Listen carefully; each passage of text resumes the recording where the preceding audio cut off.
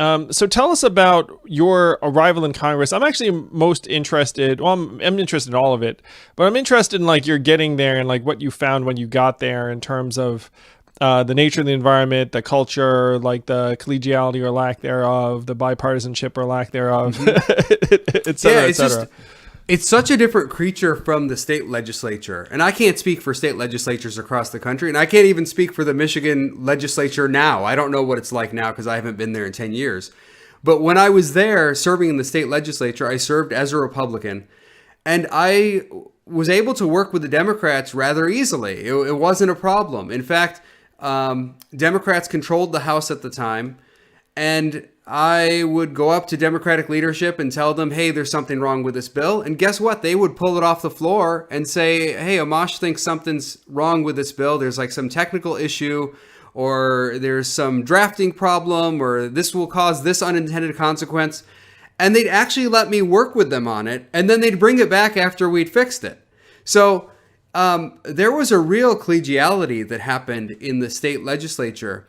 And maybe some of that is because it's a smaller body than Congress. You know, we only had 110 members in the state house versus 435 in Congress. Maybe that helps. But I really think the main difference is that Congress has become more of an entertainment venue. It's really just performance at this point. And that puts a lot of barriers in the way of working together in a productive way. Sure, people do work together from time to time, but usually when they're working together, it's something that was sort of inevitable. Like there's some big story in the news and then they do something that's kind of simple and you're going to get very little pushback on it. And those times they do work together. But you look at all sorts of issues. We deal with immigration issues or LGBTQ issues. There are issues where the two parties are almost intentionally not working together. In a sense, they're trying to prevent the other side from agreeing with them in order to push it as a political message. So you will have Democrats in control, for example, right now, who could get Republican buy-in on a lot of things, but the bill will be drafted in such a way, and without the ability to amend it as well, without any real ability to amend it, drafted in such a way that they're not going to get Republican buy-in, and then they can use it as a political issue. And Republicans do the exact same thing. They will push, and you see it right now in the Senate, but certainly when Republicans controlled the House, they will draft the bill in such a way that the Democrats just can't get on board because of some big issue, and they refuse to work with them on it because they want to keep it alive. So criminal justice reform just recently after the George Floyd murder is a good example of this, where the two sides could have come together and worked on things in a bipartisan fashion and maybe tackled some very discrete issues one at a time and gotten buy-in from both sides. But instead, each side just was like, hey, we've got our package of stuff and we'll put a few things in here that the other side will absolutely not agree with. And then we won't allow any amendments on it. And it's take it or leave it. And that's that. So then the House passes something, the Senate passes something, and then you get no resolution. We have to, as a Congress, we have to be able to amend things and work together. That's an example that I'm not sure most Americans really reflect on. That you had thousands of people protests. You had majority of the country say, look, we need some kind of police reform bill. You had members of Congress come together and say, well, we need to do something here. And there has still not actually been any federal legislation passed because of what you just described. I'm not sure people really recognize the enormity of that statement for a moment, because this is a level of passion and activism and popular demonstration that is certainly the most unprecedented outpouring I've seen in years or more, decades, a generation perhaps, and the result so far has been nothing. Yeah, and I think people need to be willing to accept some some truths that will hurt them personally. In other words, people are very invested in these two parties. There are Democrats who are very invested in the Democratic Party and Republicans who are very invested in the Republican Party. And they see their leaders, whether it's Nancy Pelosi or Donald Trump or whoever it might be, as sorts of heroes. And they have to be willing to accept that some of these people at the top, including people that they revere, are not the heroes. And I'm not trying to put you on the spot. I don't know who you like or who you don't like. But what I'm telling you as a member of Congress, because I'm in there and I see it with my eyes, I can see it firsthand up close. There are leaders on both sides of the aisle, and people will say, "Oh, don't both sides stuff." Well, this is the truth. This is the truth of what's wrong with Congress. There are leaders on both sides of the aisle who believe so strongly in the performative aspect of government. And their primary goal is to maintain the power they have through this performance. They're more like Hollywood entertainers than anything else. And this is on both sides of the aisle, not just Democrats, not just Republicans. It's both Republicans and Democrats.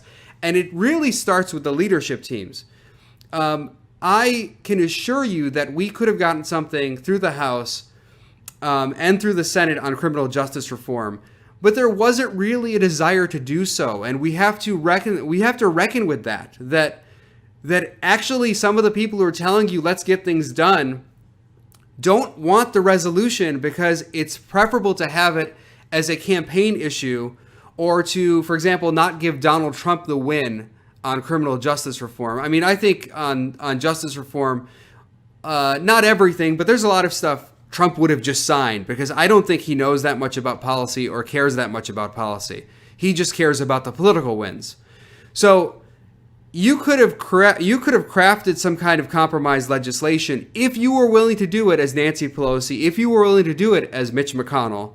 You could have crafted compromise legislation that President Trump would have signed, but each side had its own incentive for not getting it done, and therefore the American people, it's hard to believe, don't have criminal justice reform following the George Floyd killing. We don't have it.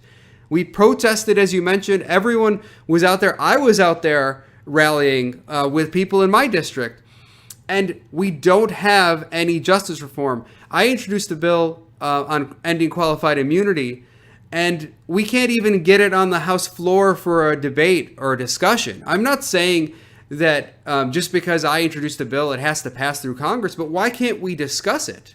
Why can't we put it on the floor and debate it? So in order to get it on the floor, does it need to be approved by a committee?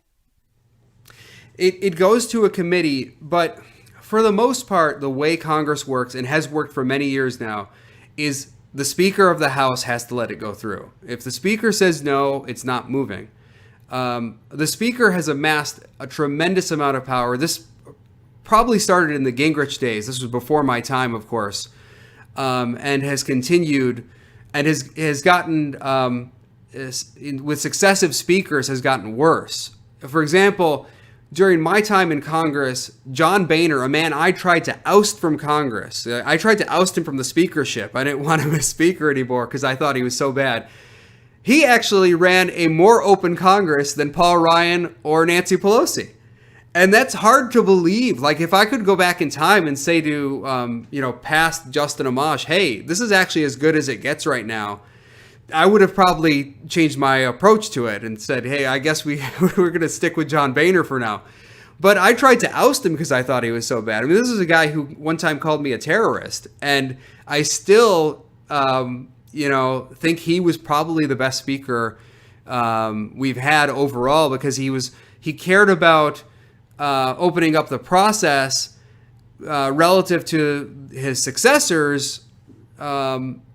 And it wasn't a super open process, but at least we could offer amendments on the House floor from time to time, and we don't have any of that now.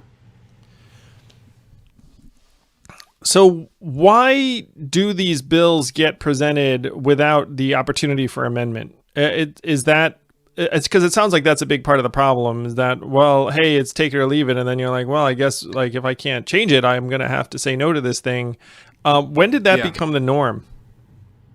So until about 2016, May 2016, which is while Paul Ryan was Speaker, It was the tradition of the House that, particularly on appropriations bills, so these are the spending bills, you had something called an open process where any member of the House could come to the House floor during the reading of the bill and offer an amendment. And as long as the amendment was germane to the bill, that member would get a vote on that amendment. So we would have votes on all sorts of things, especially, like I said, on appropriations bills. And that was the tradition of the House for over 200 years. And then along comes Paul Ryan, and he says, the Democrats are trying to put in these poison pill amendments. They are offering amendments that are causing our members to have really tough votes. And we don't want to have these tough votes. So what he told the Republican conference, because I was there at when he announced this, he said, look, we're going to shut down the open process. You guys can bring your amendments and present them to the Rules Committee. And I will allow a lot of amendments to go through and be voted on the floor, but I will be able to weed out the as he called them, the dangerous or poison pill Democratic amendments. We can weed those out. And Republicans were sitting there in the room and they're like, yes, let's do this.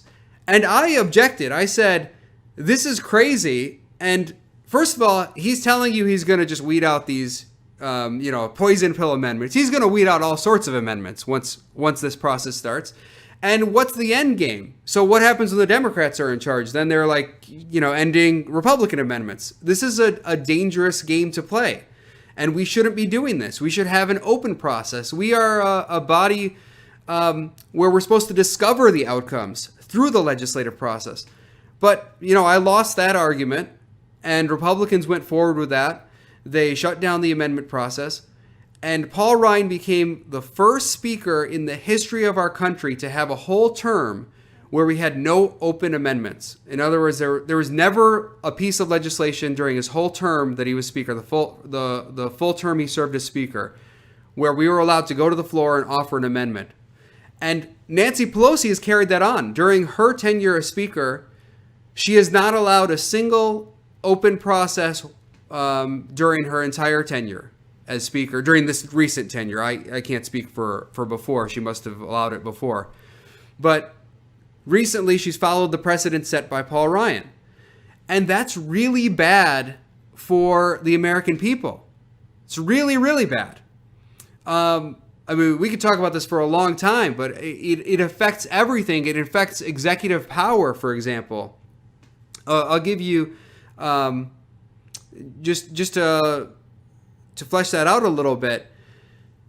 If the president of the United States knows that he only has to negotiate with a couple people, it makes his job a lot easier. He can get what he wants a lot more easily than if he has to negotiate with the entire Congress. So you've just given the president a tremendous amount of leverage by closing down the process that the framers of the Constitution never intended the president to have.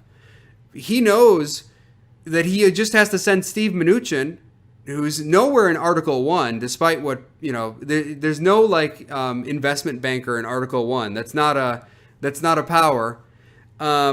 So the idea that we send Steve Mnuchin now out to negotiate legislation, the president does, and he only has to negotiate with Nancy Pelosi and Mitch McConnell, essentially, right? There's only two people he has to get it through because they run the whole show. Nobody else has any say. So as long as Pelosi signs on, basically you can count on about 240 representatives going along with her because she's the Speaker of the House and she's a Democrat. She says, yes, I approve it. They're going to approve it. And same with Mitch McConnell. He says, yes, I approve it. Basically, the Republicans will fall in line. So the president now has a lot more leverage than he otherwise would if you just let the process work as it's intended. Allow everyone to amend it.